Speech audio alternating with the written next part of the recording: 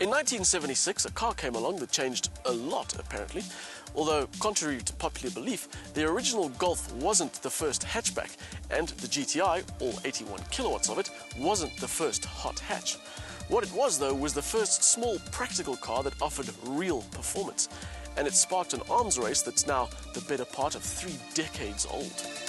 Admittedly, it hasn't been fun all the way, with some GTIs being a little on the underwhelming side. But now, to celebrate 35 years of its existence, Volkswagen have released the imaginatively titled GTI Edition 35, a slightly tweaked, slightly dressed up version of the current car.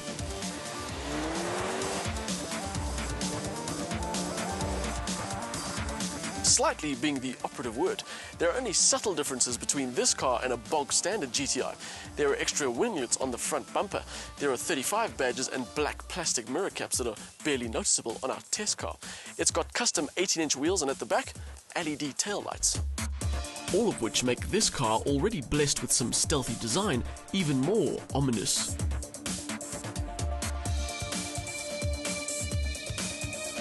The GTI has never been one of those performance machines that paints itself in incendiary colors or shouts at you with all manner of plastic bolt-on body bits. It's well formed, it's understated, and it carries itself with a sense of automotive decorum. It never looks like it wants to pick a fight, but at the same time, it gives off an air that you don't particularly want to mess with it. The Edition 35 has refined that attitude. The original design and this car's added accents come together brilliantly. Where it does get a bit shouty is on the interior. The big bucket seats are finished in a custom upholstery, and they've got 35 emblazoned across them. I presume that's to match the 35 on the dorsal. The gear shift is based on the original golf ball design, and there's red stitching and black inserts just about everywhere.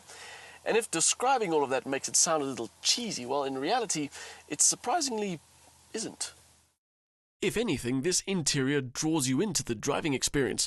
You don't so much sit in the seats as be wrapped up by them, and the fat steering wheel and gear shift feel good in your hands. VW's build quality and top materials are obvious everywhere you look, and although it's not spec'd like a Lexus, there's enough in here to make you feel like your 371,000 Rand was well spent. Standard stuff includes dual-zone climate control, cruise control, and an auxiliary socket for your iPod. Our test car had some added extras like the sunroof, the Dynaudio sound system, and Bluetooth. And for those original GTI owners who have now grown up and have family considerations, good news is that despite its go faster bent, this GTI is still a practical four-door with decent space in the back. Of course, it wouldn't be a special edition if all it was a bit of makeup and some extra toys, so the 2-litre 4-cylinder has had a power upgrade. It now puts out 173 kilowatts and 300 newton meters. Compared to the standard GTI, 0 to 100 time has been improved by 0.3 seconds, it's now 6.6, and top speed is now 247 kilometers an hour. Which are, to be honest, not very impressive gains. This hottest of GTIs is still short of a few kilowatts in comparison to the Renault Megane Sport, and is also shy of that car's 0 to 100 time and top speed. And more trouble is on the way with Ford's new Focus ST, rumored to be breathing a rather heavy 184 kilowatts. But this GTI isn't about top trumps or spec sheet bragging rights, it's about feel. And you get that idea as soon as you settle into the very cozy driving position. But before you've even gone round a corner, the 35 impresses you with its very linear power delivery. It pulls almost immediately right the way through to 7,000 RPM. They've also retuned the exhaust note on this car, so that, together with the power, means that your driving senses are almost satisfied immediately. The GTI always was a well-balanced machine, but it tended to be just a little too restrained for some, me included.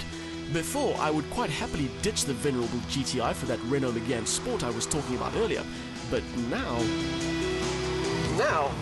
that choice is a little bit more difficult. The extra bit of power has given the spark this car needs to go from being good to being a huge amount of fun. The traction and the grip has always been good, thanks in part to the XDS electronic diff, but now it seems amplified somehow, and that's even with the optional dynamic chassis control in normal mode. I reckon out of all the offspring of the original, this car would be the favorite descendant of grandfather GTI. Our test car was fitted with the superb 6-speed manual gearbox, and if you want to please the driving gods and get the most enjoyment out of this car, you'll shun the other option, the DSG. The GTI Edition 35 is a fantastic package, well balanced in every respect.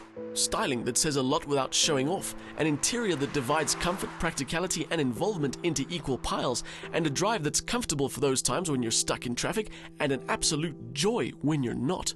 At this point, I'd like to complain. I'm not sure why Volkswagen waited for a special occasion to release a GTI with the spec of this car, but I'm glad they finally have. It's more powerful, it's quicker, and it's more involving. And Edition 35 is what Golf 6 GTI should have been from the very start.